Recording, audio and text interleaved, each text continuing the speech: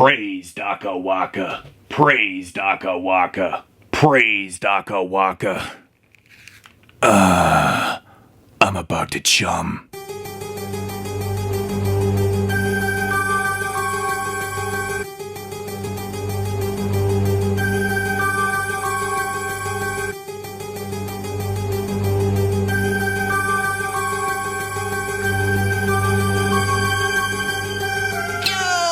What's going on, everybody? Welcome back to the 31 Days of Horror. I am your host, Mood616, and thank you once again for stopping in, guys. Yes, 31 Days of Horror Volume 9, Day 3, coming at you live and direct as usual.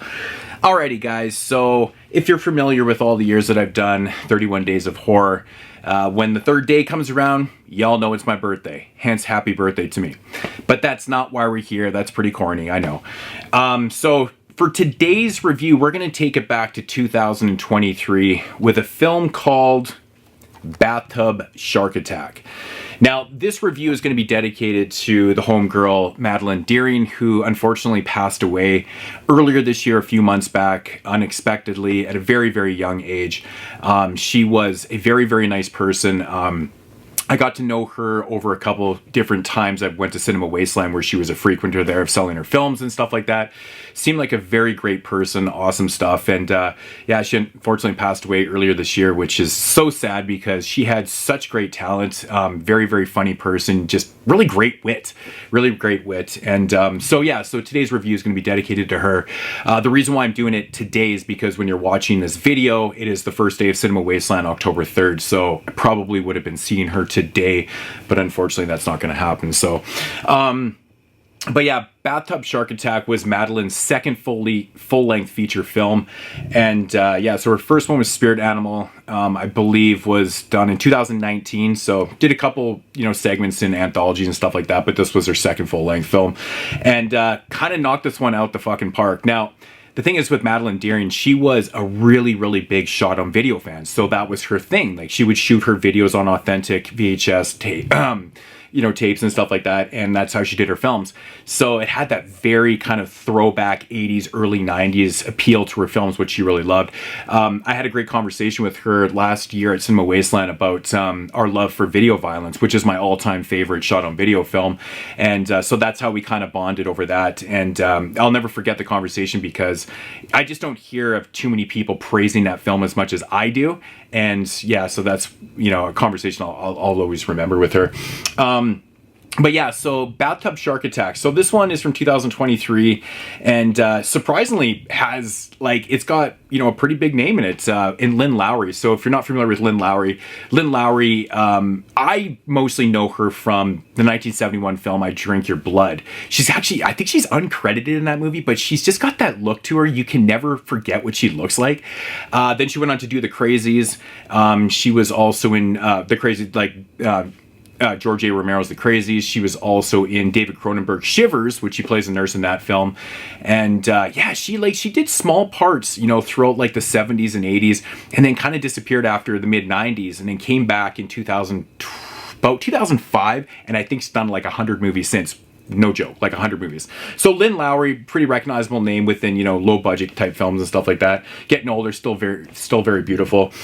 This one's also starring my homegirl, Carly Sonnenfeld, who is a dear friend of mine. She's also the girlfriend of Double Shot J, aka Justin Patrick from our podcast. She's been on my podcast many, many times. She's an up-and-comer, a big riser in the indie game, doing all these kind of regional horror films and stuff like that. And big ups to her, man, because she's doing a really, really good job. So this one's also starring Tim Gross, and says famous actor Tom Gross also. Original music by Matt Canyon, which I will say the soundtrack in the movie was really fantastic. I was really impressed with the music and stuff like that. So, but getting into a quick little synopsis of this one, Bathtub Shark Attack basically follows our two main characters. They are kind of a struggling couple. They're going from place to place and job to job and stuff like that, kind of struggling with life and things like that. And they're engaged and they kind of want to settle down, do better with their lives. Anyways, they come across this ad for this apartment that's in this big building, and the rent is really cheap. It says $100 a week, and they explain that away later, because I never heard of weekly rentals, but I guess it was one of those places where you could rent by the week instead of just paying a whole month or whatever. You could just stay for a week or whatever. So it was $100 a week. They go check it out. It's like this really big apartment, and it's beautiful, and they're like, oh shit, I guess we're gonna take that. This seems a little bit too good to be true to them, but they bite, and anyways, they end up taking the apartment and stuff like that. And soon after they take the apartment, some kind of weird like supernatural things start happening in the apartment. Other people in the apartment building complex start ending up dead, and yeah, that's pretty much the premise of the film. So my thoughts on Bathtub Shark Attack. Now, going into this film, I knew it was going to be shot on video, and you know, your expectations for shot on video films are they're shot on video films. But to my amazement, this was done so well. It was really, really done well. I really got to start with Madeline Dearing's writing for the film. Now, I was going into this expecting a pure Bathtub Shark Attack massacre film. Nothing more, nothing less. And I would have been completely fine with that aspect, but this one's so much more than that. I mean, not only is this movie, like, it does obviously have shark attacks in it, which is on land and ridiculous, it's totally absurd, but it's got this whole kind of like supernatural occult angle to it too and stuff like that, and which kind of blew my mind. I was like, wow. And the way it develops throughout the film, I think it was really cool and stuff like that. So mad props for Madeline's writing in the film. I thought it was really good. Another thing I got to mention too is just the dialogue in the movie. It was great. I mean, a lot of the dialogue that was given to our main the boyfriend in the film, he comes across as a total square. He's a total geek and stuff like that. In fact, his look, if you know what Steve-O from Jackass looks like nowadays with the short hair and the big glasses stuff, he looks just like Steve-O. So if you can picture Steve-O, that's what he looks like. But he comes across as like the super square kind of guy. He doesn't really swear and things like that, and he's very geeky and stuff. But the dialogue that he spits throughout the film had me laughing throughout the whole thing. In fact, a lot of the characters in this film, the dialogue that they're giving works for what they are, like what the characters are and stuff. So again, big props to the writing in the film and stuff like that. So but yeah, to my amazement, this one is very, very fun. Overall, super, super fun. Getting into the effects, there's actually, I think it says all new shot on video horror directed by Madeline Dearing, prepare for the goriest shark film ever made. And that made me laugh actually when I read that, and I was like, okay, the goriest shark film ever made. Dude, there's a lot of really great kills in this film. I love the way this movie starts out. Now, it starts out with basically this bartender, these two guys, and they're going through these VHS tapes, and it pops in this tape of Bathtub Shark Attack, and then it starts to play, and then we get our kind of film. But they tell you right from the start, it's shot in Splashovision. Now, Splashovision is kind of like a throwback to like the William Castle gimmicks of like the 50s and stuff like that. And this gimmick right here is when you're watching the movie and you see a shark come up in the left-hand corner of your TV, you're supposed to spray the person next to you. And I thought that gimmick was fucking fantastic because it plays out through the movie so perfectly. Every time there's a shark attack, it comes up, and every time there's something to do with water or some type of liquid, it comes up on the screen. And I love the way it's done because it doesn't like overstay its welcome. It pops up because you kind of forget about it until it pops up again. And I really like that aspect of the movie. It just kind of reminded you like of how much fun this movie is really having without trying to be a bad movie at all. That's the one aspect of this film that I really enjoyed probably the most, was that Madeline really took her filmmaking seriously, you can tell, and her writing and stuff like that, but without taking herself too seriously. Still wrote a bunch of comedy and stuff, but it was meant to be good, and it turned out really good. So mad props to that. But I love the whole gimmick thing. You don't really see a lot of gimmicks like that. As for the kills in the movie, fantastic. Opening kill, we get kind of this backstory of apartment 9 where this girl is taking a bath, and this scene actually fucking made me laugh so hard I was pissing myself. So we get some boobies and stuff, that's cool. She's in the bathtub and she's, doing her thing, and there's a bunch of rubber duckies floating in the tub. And all of a sudden the ducks start disappearing. They keep getting sucked under, and all of a sudden one floats back up to the surface. It's got a bite mark. And I lost it laughing. I was like, oh my God, that's so clever to do. It's like teasing away. It's like this Jaws thing, right? And of course she ends up getting attacked by the shark, and it's just fucking bloody as hell. It really is. And I will say the blood looks fantastic. It's the right recipe. It doesn't look too pink, doesn't look too red. It's the right recipe. It looks really good, and there's lots of blood in the film. Now, among the other kills and stuff, a lot of them are a little bit comedic, but they're super funny. There's a guy taking a piss. This scene where this dude's taking a leak in the bathroom. He's all fucked up at this party. And he starts pissing everywhere. He's pissing all over the fucking, all over the mirrors and the toilet and everything. And then, of course, something happens with a shark out of a toilet. You can just use your imagination right there. I think my favorite kill in the film actually has to do with a bar tap, a beer bar tap. That thing made me laugh so hard. The way it was shot and the guts hanging out of the stomach and stuff. That was a pretty cool kill. But overall, man, there is a lot of blood and guts in here. Like, they didn't hold back in using the blood. And so, is it the goriest one ever made? I don't know. That's for you to judge, but it definitely ranks up there with the amount of blood that they use for this, so it's pretty fun. But yeah, get into the soundtrack. I thought the music fit really, really good for this film. Original music from Matt Cannon. It has that throwback kind of 80s synth sound with the 90s like overriding bass and stuff like that. So I don't think they actually give you a specific time period for this film. I know it's a love letter to 80s and 90s shot on video films. It's got to be set in the 90s, I'm pretty sure, unless I'm just totally misreading this wrong.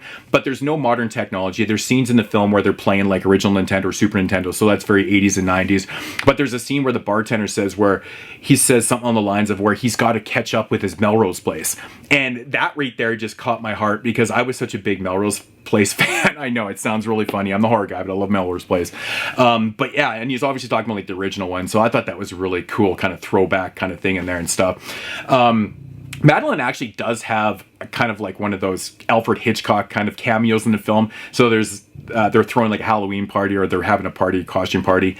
And of course she's dressed up as a shark in the film, which is totally fitting for what she was doing because she always carried around her shark from the film. And yeah, so I thought that was kind of a cool little Hitchcockian thing here. But yeah, really, really brilliant stuff. Honestly, I was kind of taken back of how it was filmed. A lot of the good transition and angles in this, really well done. And even the editing was really good. It's not perfect with, the sound does kind of drop out at times, but the sound quality overall is really good. It's not one of those films where you got to turn up to 11 like Spinal Tap just to fucking hear the audio. It actually does look like it's supposed to video, and it also sounds really good too. So that was a big bonus for it. Now, this film is utterly ridiculous. I gotta say, man, there's not as much bathtub shark attacks as you think there would be, and that kind of made my day because they kind of spread it out and did these kills all over the place, like, with toilets. And there's this one dream sequence where someone gets sucked into a washing machine. I thought that kill was really cool too.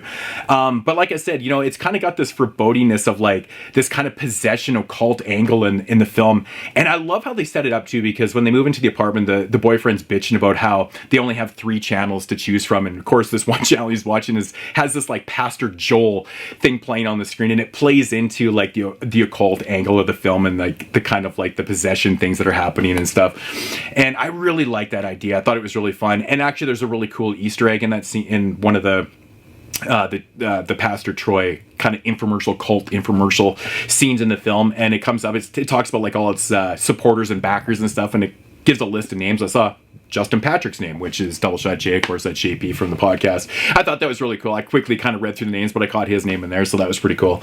But yeah, nice little Easter eggs, and it's very, very regional in that aspect too. I'm assuming a lot of the people that were in that list were probably regional people that were involved in Madeline's friends and stuff like that too. So, but yeah, I like the way the whole story kind of progresses itself. It's not what you think it's going to be. It kind of goes to a totally different angle.